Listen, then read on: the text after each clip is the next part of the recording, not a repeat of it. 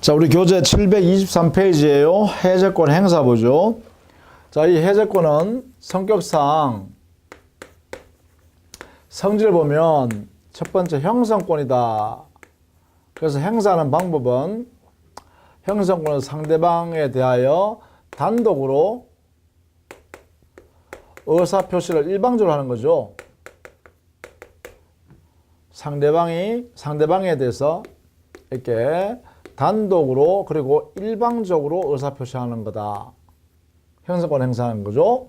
이렇게 되고, 그렇다면 성격은 당연히요, 상대방 있는 단독 행위로 행사하는 거죠. 계약이니까. 이렇게 행사해요. 자, 이것을 성격을 이렇게 알았다면 해제권 행사하는 모습은 행사 방법입니다. 그죠? 이것은 상대방에 대해서, 즉 채무 불이행호가 있는 채무자요. 채무자에 대해서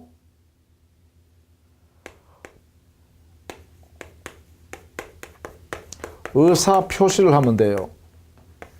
자, 이 의사표시는 명시적 의사표시든 묵시적 의사표시든 그 효과는 같습니다. 반드시 명시적일 필요는 없다 이 말이죠. 이 의사표시. 그렇죠?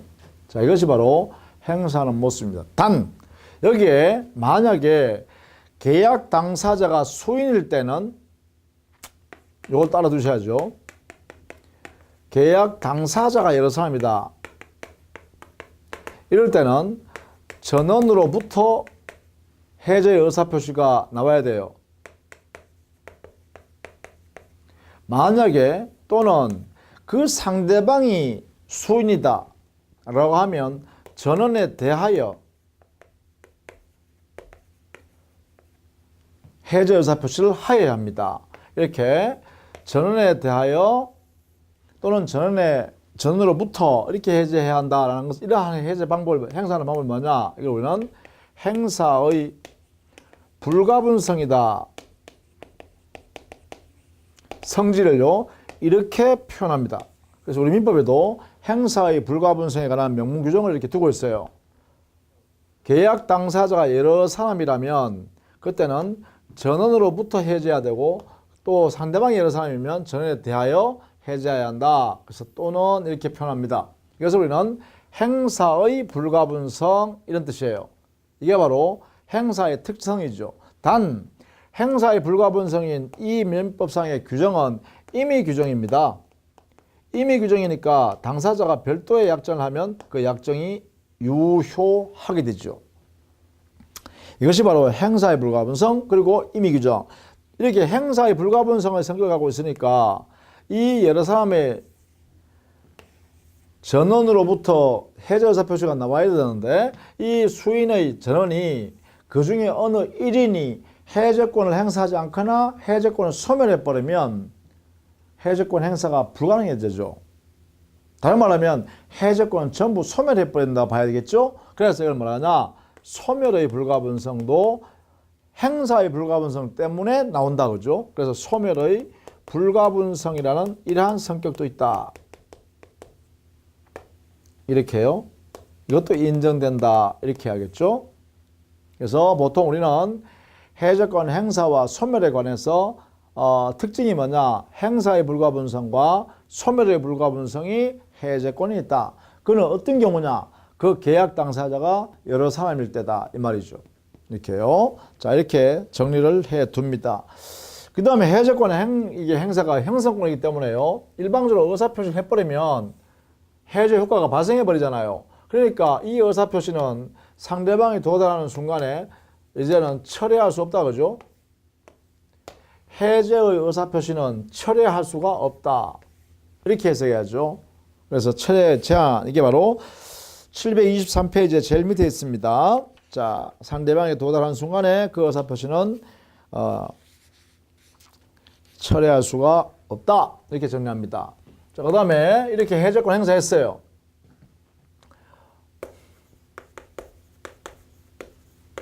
자, 행사했어요. 행사했다면 해제의 효과가 발생하겠죠? 자, 이것이 또 중요합니다. 해제의 효과. 자, 우리 민법에는 해제 효과는 어떻게 규정되어 있냐면 민법상 첫 번째, 해제하면 소급적으로 효력이 실효된다. 계약이 무효가 된다 이 말이죠. 그 다음 두 번째요. 민법상으로는요. 해제가 됐으니까 원상, 주고받은 게 있으면 원상 회복해야 되는 관계입니다. 원상 회복 청구권이 있겠죠. 서로 간에, 상호 간에. 그 다음에 세 번째는요. 자, 해제는 지금 법정 해제권은 채무 불이행 때문에 해제했잖아요. 그러니까 채무 불이행한 채무자에 대해서는 손해배상을 청구할 수 있어야죠. 그래서 손해배상 청구권은 별도로 행사한다. 그죠? 누구한테 하는 거죠? 해제권자가, 해제한 자가 상대방 채무 불이행한 채무자에 대해서, 그렇죠? 손해배상 청구한다. 이래 되겠죠. 이게 우리 민법에 명문으로 이렇게 규정을 두고 있어요. 소급 무효, 원상회복, 손해배상. 이 세 가지가 가장 기본적인 효과입니다. 해제 효과. 해제를 하게 되면 처음부터 계약은 무효가 된다. 그리고 주고받은 게 있으면 원상회복해야 한다. 그리고 채무불이행한 당사자인 채무자는 손해배상 책임을 져야 한다. 이런 얘기예요. 자, 이것을 내용을 조금 설명해 보면 여기서 소급 실효가 됐으니까 무효가 되니까 제3자 보호는 어떻게 할 거냐?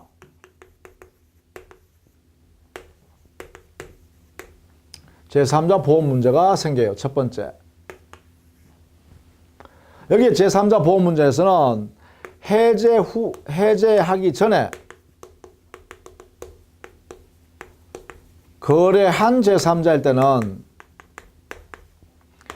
선이든 악이든 불문하고 보호합니다. 이게 1번입니다. 해제 전에 거래한 제3자는 선악 불문하고 보호된다 이 말이에요. 따라서 이 제3자가 종구적 권리를 취득해야 됩니다.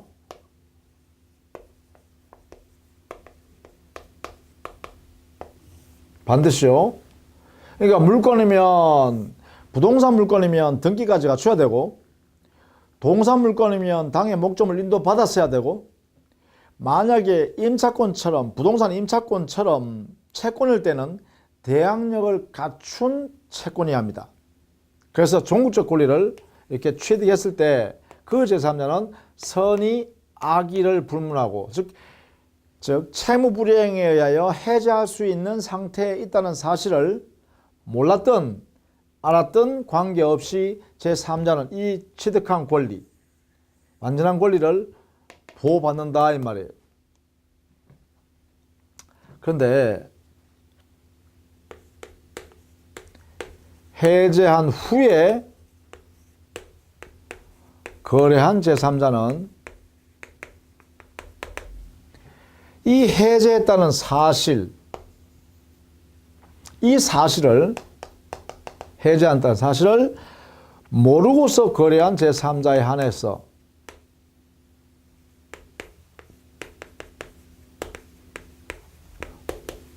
보호됩니다. 자, 이 부분을 꼭 알아두셔야겠죠. 해제하고 난 뒤에 만약에 해제한 당사자와 거래한 상대방이 제3자한테 재산권을 팔아 치워버렸다라고 하면 이때 제3자, 거래한 제3자는 해제했다는 사실을 모르는 상태에서 거래 행위를 했어야 한다는 거죠. 이게 선의의 제3자, 요 해제했다는 사실을 모르는 거예요. 그럴 때만 권리를 보호받는다. 이게 이제 판례 태도입니다. 이렇게 꼭 알아두셔야 되겠죠. 이게 제3자 보호 문제예요. 그 다음에 원상회복의 의미가 뭘까? 원상회복이라는 것은 어디까지를 회복해야 되는 거냐? 자, 이 부분을 정리해 보면 첫 번째, 원상회복하는 이 성질은요, 성질은 부당이득 반환입니다. 원상회복 반환해줘야 되는 반환관계인데, 이 반환의 범위는 바로 부당이득이기 때문에 반환하는 거다. 그러면 이 부당이득에 있어서 반환에 있어서 범위는요, 이 성질인데, 반환 범위는 여기는요, 전부 반환하라고 원상회복이니까 전부 반환하라 이렇게 한 거예요. 전부를 반환한다. 이 말은 선의의 수익자냐 악의의 수익자냐 이 수익자를 구별하지 않는다는 거야. 구별 불문, 선악 불문하고요. 전부 반환하는 거예요.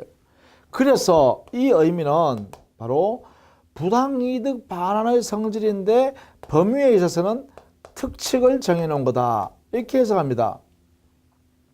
이 원상회복이라는 이 원리, 원상회복이라는 이 원리는 부당이득 반환의 특칙으로서 전부 반환하는 것을 말한다.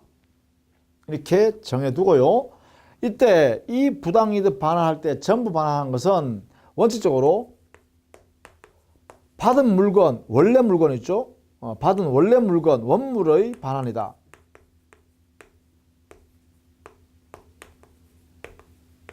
이게 원칙입니다. 원물 반환의 원칙이다. 이렇게요. 자, 그런데 세 번째, 이 원물 자체 반환해야 할 물건이 금전의 반환일 때,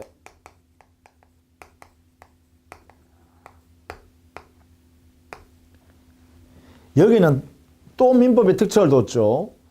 그 금전을 원물로서 반환할 때는 그 금전을 받은 날로부터 이자를 가산하여 지급해야 됩니다. 반환해야 됩니다. 그래서 이자를 반환해야 돼. 붙여야 된다는 거죠. 언제부터? 받은 날로부터 이자예요. 금전을 거래하는 당사자가 받았을 거 아니에요. 대금으로 받았든지, 그죠? 대금으로 받았다면, 근데 계약이 해제돼 버렸어요. 그러면 그 받은 대금을 금전으로 돌려줘야 되잖아요. 돌려줄 때는 받은 날로부터 이자를 쳐서 반환하라 이런 이야기예요. 이때 그 이자의 성격은 역시 부당이득의 성격입니다. 이 이자의 성질은 부당이득의 성질이에요. 이거 성질이에요. 그래서 부당이득이기 때문에 돌려주라는 거야. 그게 이자란 거예요. 여기에 이자 붙여서 준다. 자, 이렇게 하는 것이 원상회복입니다. 원상회복. 원상회복. 자, 원상회복 주고받고 다 했다는 거야. 선악불문하고 서로 간에 다 돌려줬잖아요. 자, 돌려줬을 때 어때요? 원상회복은요, 받은 것을 전부 반환하잖아요. 전부 반환할 때 여기 보세요. 선이든 악이든 받은 사람은 전부 반환한다 했죠. 선이 악이 불문하고요. 다 돌려주고 돌려받았어요. 돌려주고 돌려받았다 하더라도 채무자가 채무 불이행했기 때문에 계약을 해제했잖아. 그러면 채무 불이행 때문에 해제한 사람한테는 손해가 발생돼 있단 말이에요.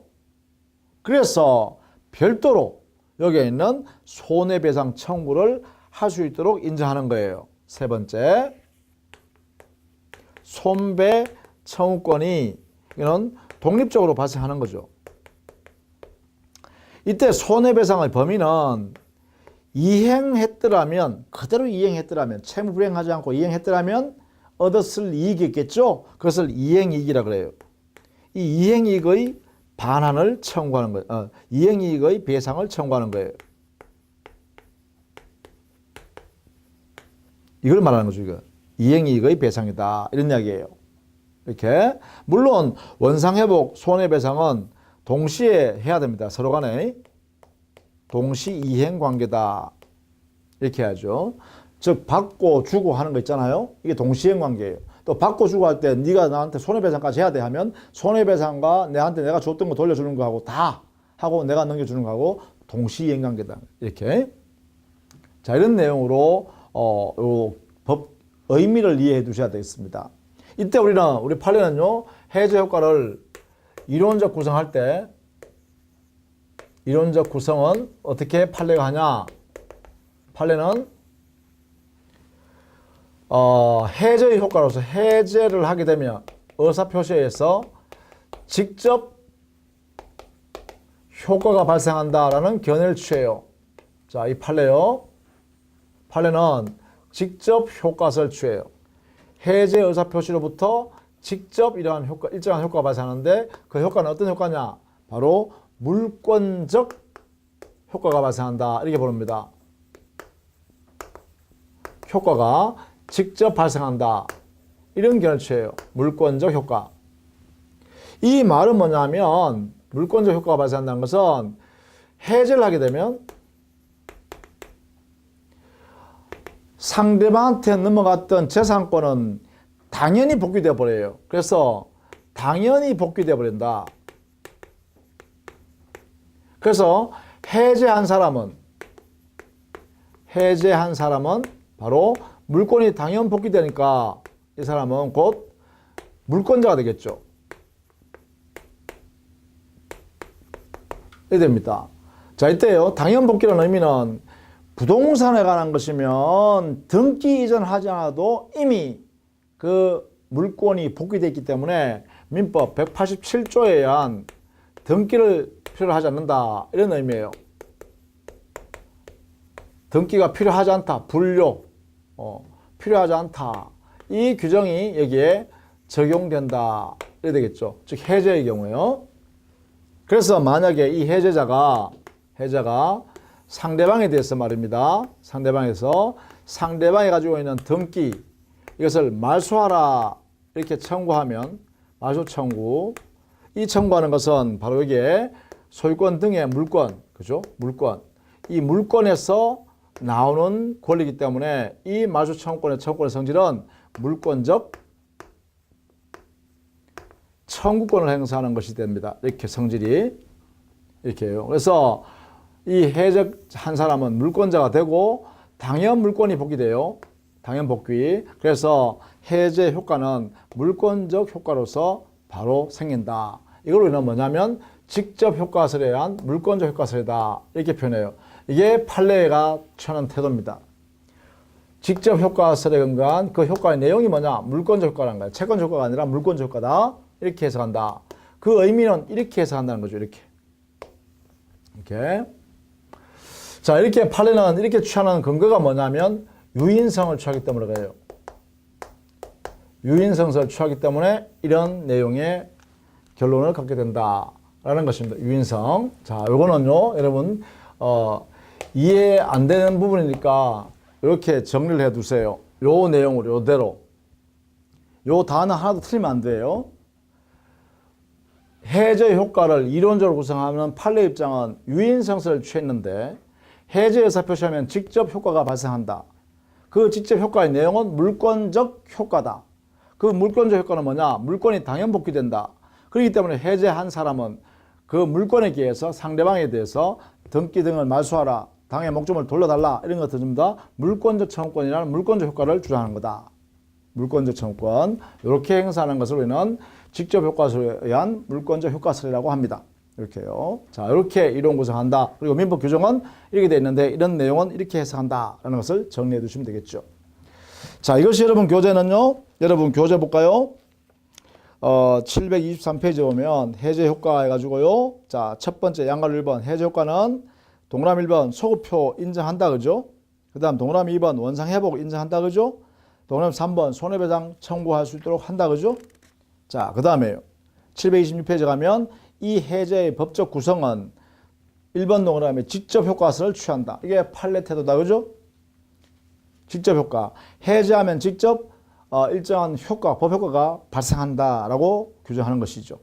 자, 이때 양갈로 3번 해제의 소급표 때문에 제3자 보호 문제가 생기는데 이때는 다음 페이지에 보시면 물권적 효과설에 근거해서 제3자를 어떻게 보호할 것이냐라는 문제인데 여기서는요, 당연히 그 물권이 해제한 사람한테 복귀되기 때문에 이때 그 상대방이 제3자를 어떻게 보호할 것이냐에 대해서 우리 판례가 문제되는데 이때 제3자 보호 문제는 728페이지 물권적 효과설과 관련해서 제3자 보호 문제입니다. 여기에 대해서는 728페이지 동그라미 2번 소표로 인한 제3자 보호 문제는 여기에는 물권적 효과를 취할 때 우리는 548조 단서에 예외 규정, 특칙 규정을 만들어 놨다.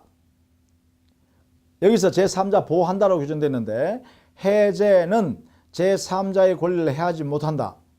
그래서 제3자에 된다 주장 못해요. 해제했다고. 그러면 제3자 보호하는데 이때 제3자는 어떤 의미냐? 니은 동그라미.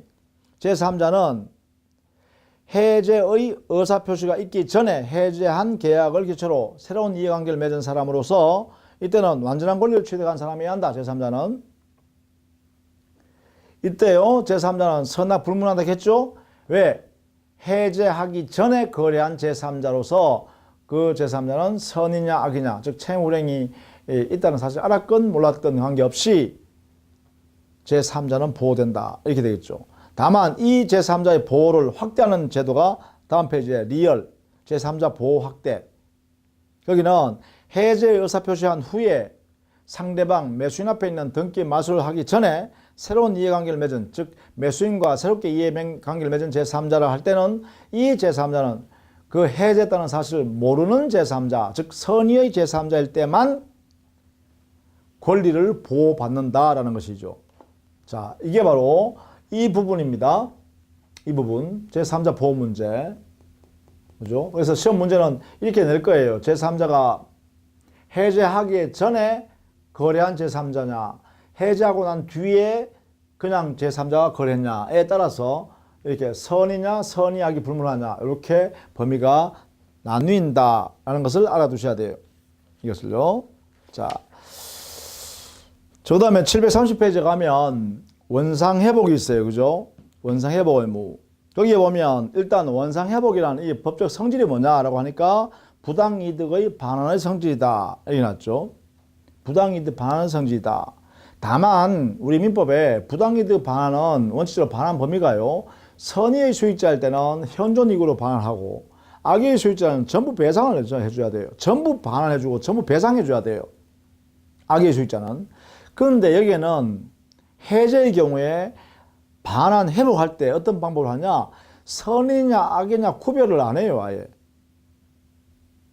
야 이게 계약에 내가 취득하는 것이 상대방으로부터 이득을 취하는 것이 받는 것이 부당한 이득이 될 거다 말 거다 생각도 안 하고요. 거기에 선이냐 악이냐 따질 필요 없이요. 받은 물건은 몽땅 다 돌려주라는 거예요. 이게 원상회복이라고 그래요. 그래서 이거는 부당이득의 반환에 있어서는 특칙이다. 이렇게 해석하는 거죠. 자, 이때요. 이때 원상회복의 범위는 전부 반환을 이렇게 했잖아요. 전부 원상회복했는데 거기에 731페이지 동그라미 2번 원상회복의 범위. 자, 원상회복은 원칙적으로 가지고 있는 건 몽땅 다 돌려준다라는 것입니다. 선이냐 악이냐 구별하지 말고 전부 반환하라는 거예요. A예요. 두 번째, 세 번째 줄이죠. 상대방의 선악 불문하고 급부 전부를 상대방한테 다 돌려준다. 그렇죠? 자, 그 다음에 니은. 이때 돌려주는 당의 물건이나 내용은 뭐냐? 그건 바로 받은 물건은 그 자체를 그대로 다 돌려준다. 원물 반환이라고 하죠. 원물. 그런데 그 원물이 B 동그라미 보시면 B 동그라미에 원물이 금전으로 반환해야 되는 금전 반환일 때는 받은 날로부터 이자를 붙여서 반환해 줘야 한다. 이때 이자 자체가 부당이득을 했어요. 이자를 가지고 있는 이자를 안 주고 가지고 있어 버리면 부당한 이득을 취하는 것이 된다는 거예요. 그래서 받은 금전을 돌려줄 때 이자를 붙여서 돌려줘야 그래야 정당하다는 것입니다. 자, 그렇게 거기까지만 정리하시면 돼요. 가입 반환은 여러분 안 해도 됩니다. 이게 법체계상 이제 더 깊이 공부해야 되는 경우에만 하는 건데 우리 시험은 거기까지 안 나옵니다. 자, 이렇게 하시면 되고 다음 페이지에 가면 733페이지 가보세요. 거기 가면 손해배상 청구권이 나와요. 이것은 뭐냐면 법정 해제권 행사에서 채무자가 채무 불이행했기 때문에 해제권을 행사할 수 있도록 했잖아요. 그래서 원상회복을 다 했다 하더라도 그 채무자의 채무 불이행 때문에 그 상대방한테는 손해가 발생했다는 거죠. 이 손해는 그대로 남아있다는 거예요. 원상회복했다 하더라도. 그래서 해제한 당사자는 상대방 채무 불이행한 채무자한테 손해배상을 청구할 수 있도록 한다 이 말이죠.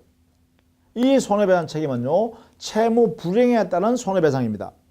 그래서 손해배상의 범위, 동그라미 3번. 손해배상의 범위는 채무 불이행에 기초하여 손해배상을 청구하는 것이기 때문에 채무 불이행을 하지 않고 이행, 계약 내용들 이행을 했더라면 누릴 수 있었던 이익만큼의 배상을 해야 한다. 이렇게 되겠죠. 그것을 우리는 이행이익의 배상이라고 합니다.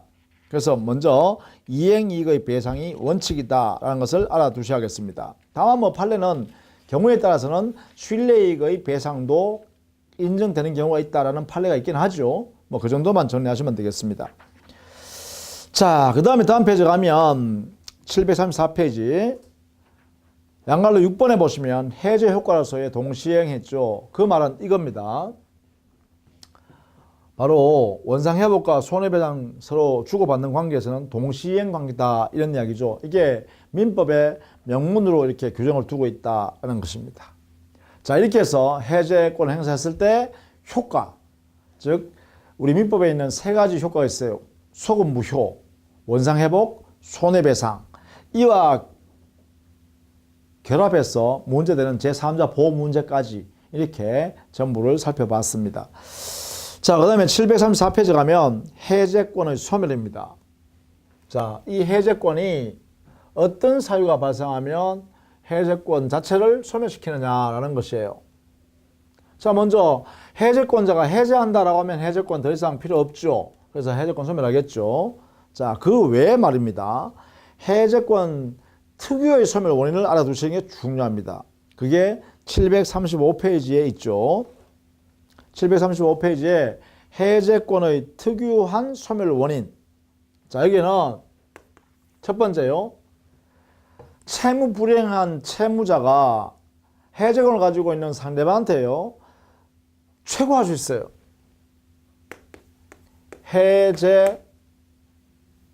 해제권 행사에 대한 최고권 행사.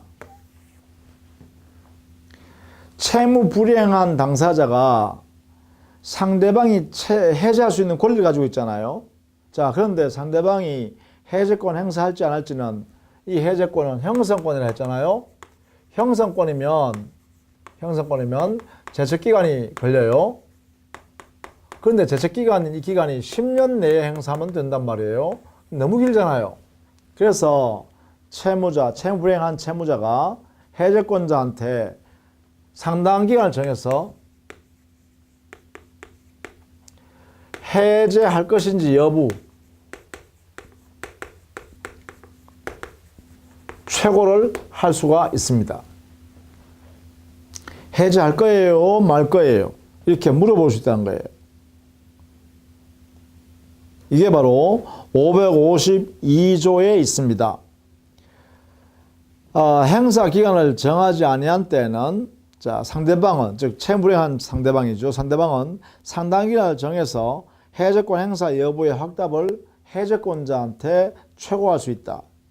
만약에 이 기간 내에, 그렇죠? 상당 기간 내에 해제의 의사표시를 받지 못하면 해제권은 소멸한 것으로 봅니다. 이렇게요. 자, 받지 못하면 해제권은 소멸한다. 이런 이야기예요. 이게 최고의 효과예요. 자, 그 다음에 두 번째. 해제권자가 해제하면 돌려줘야 할 목적물을 가지고 있었는데 그 해제권자가 해제권 행사하기 전에 그 목적물을 돌려줘야 할 목적물을 멸실, 훼손 또는 다른 물건으로 개조해가지고 돌려줄 수 없는 경우, 원물을 돌려줄 수 없는 경우,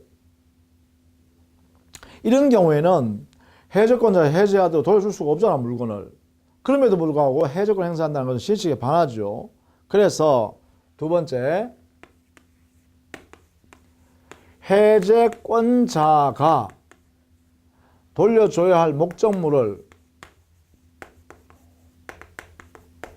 멸실, 훼손 또는 개조를 하나요? 개조했기 때문에 원물 자체가 변형이 돼서 원물이 없다. 돌려줄 수 없다. 원물 없다. 이런 경우에는 이 물건을 돌려줄 길이 없죠. 이럴 때는 해제권은 소멸한다 해야 돼요.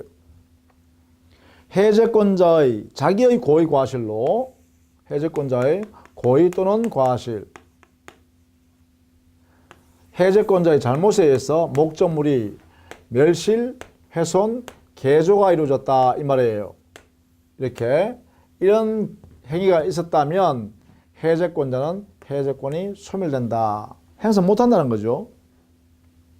자, 그 의미를 쭉 알아두셔야겠습니다. 인정한다는 실질이 반하기 때문에 그래요. 그 다음에 우리 세 번째 우리가 행사의 불가분성 때문에 소멸의 불가분성이 있다 했죠.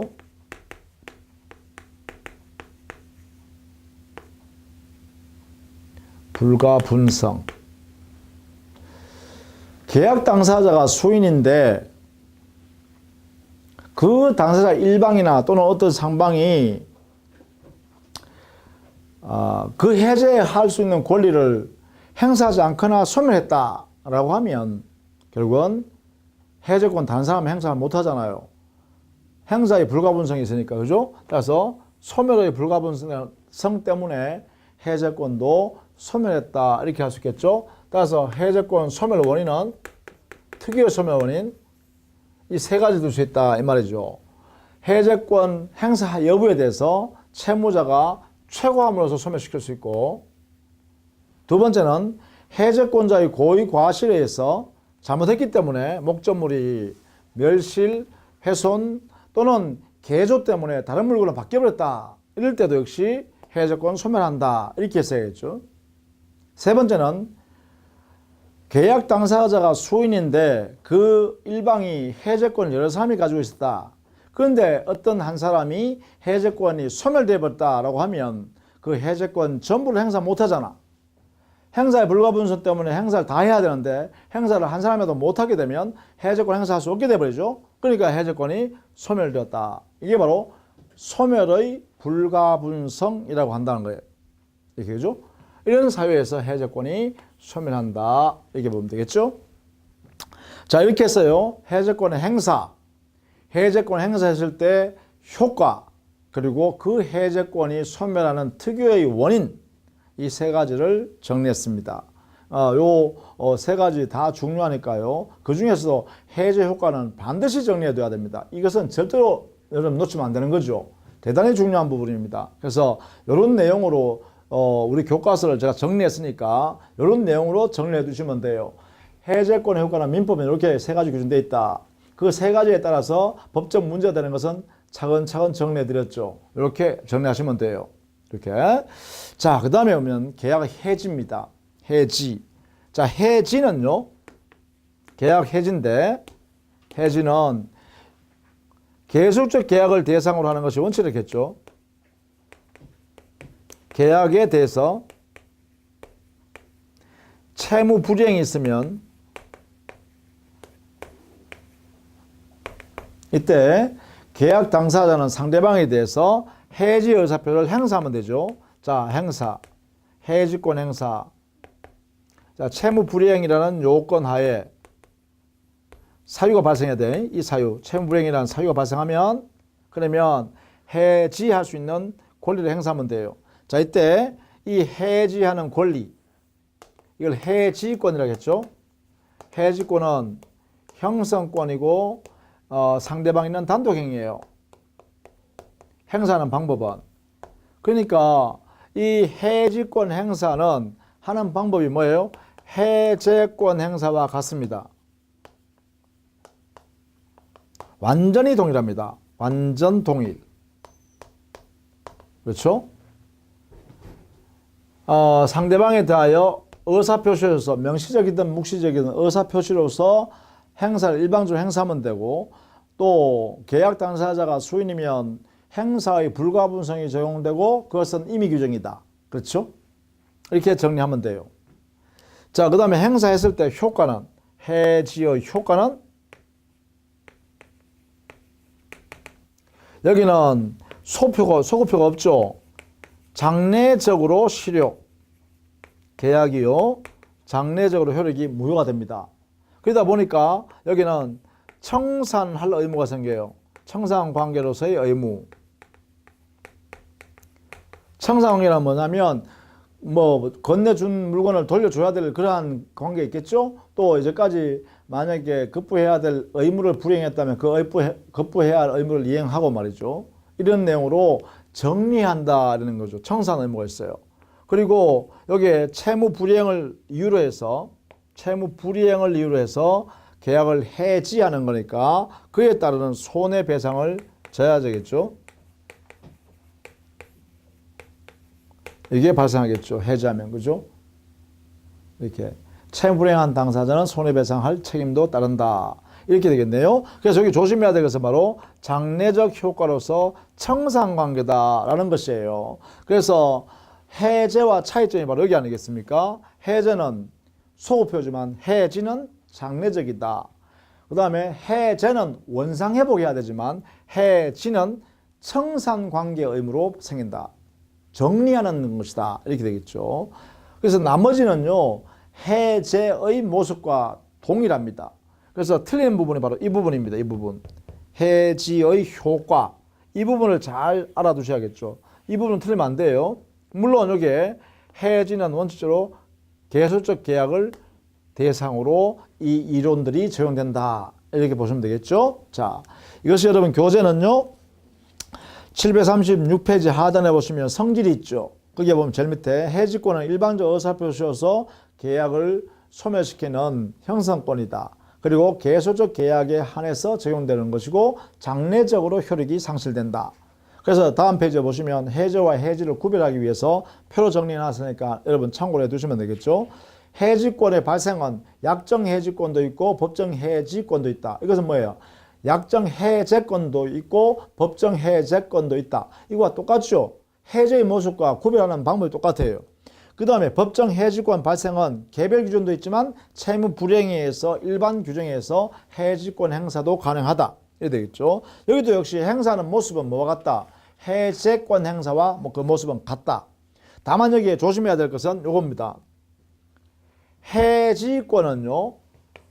여기에 발생 요건에 관해서 보면 자, 우리는 해제권은 사정 변경을 이유로 해제권 인정하지 않는 것이 아직 판례 태도였죠. 그러나 학설은 인정한다 했어요. 그죠? 그런데 사정 변경에 의한 해지권은 우리 판례도 학설도 다 인정해요. 이게요. 사정 변경에 의한 해제권은 판례가 인정하지 않지만 해지권 이것은 판례가 인정한다라는 것입니다. 이 부분만 조심해서 알아두셔야 됩니다. 사정 변경에 의한 해지권. 그래서 반드시 이게 해지권인 것을 확인하고 인정해야 되겠죠. 자, 그 부분이 여러분 교재는 738페이지 제류에 사정 변경에 의한 해지권. 이것은 우리 판례가 인정하는데 거기에 보면 증감 변동하는 장래의 채권 또는 불확정 채권을 보증한 이사입니다. 불확정 채권, 확정되지 아니한 채권, 증감 변동하는 채권을 보증을 한 이사, 회사 이사. 그 회사 이사가 회사의 이사기 때문에 그 증감 변동하는 불확정된 채권을 위해서 보증을 섰다가 그 이사의 지위에서 퇴직해버리면 사정 변경이 발생했다 이 말이에요. 사정 변경이 발생했으니까 그 종전의 이사는 증감 변동하는 채권을 위해서 내가 섰던 보증계약은 더 이상 내가 퇴직한 이후부터 나는 책임 안 지겠다. 내 퇴직할 당시에 채무만 내가 책임지겠다라고 하는 해지권을 인정할 수 있다는 거예요. 그게 바로 대표적입니다. 자, 그 정도로 정리해 주시면 되겠어요. 해지권 행사는 형성권 행사니까 일방적 의사표시를 상대방한테 하면 되고 도달하면 처리 못한다. 역시 해제와 같습니다. 해지권 행사와 소멸의 불가분성이 있다는 것도 역시 해제권 행사와 같습니다. 그 다음에 해지의 효과는 다음 페이지 739페이지에 보면 해지의 비소급표 장려효가 있고 해지 효과는 청산 의무가 생긴다.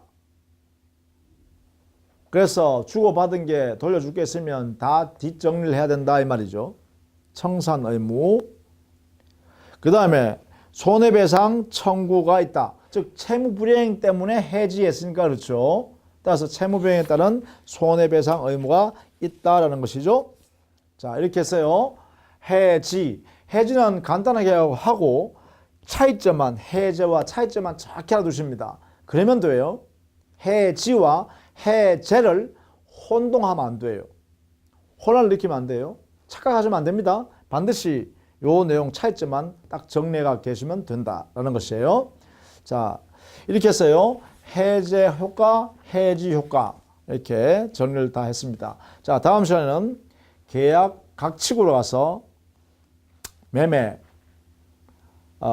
임대차, 위임, 도급, 계약 각칙을 구체적으로 보도록 이렇게 살펴보도록 하겠습니다. 자, 수고 많으셨습니다.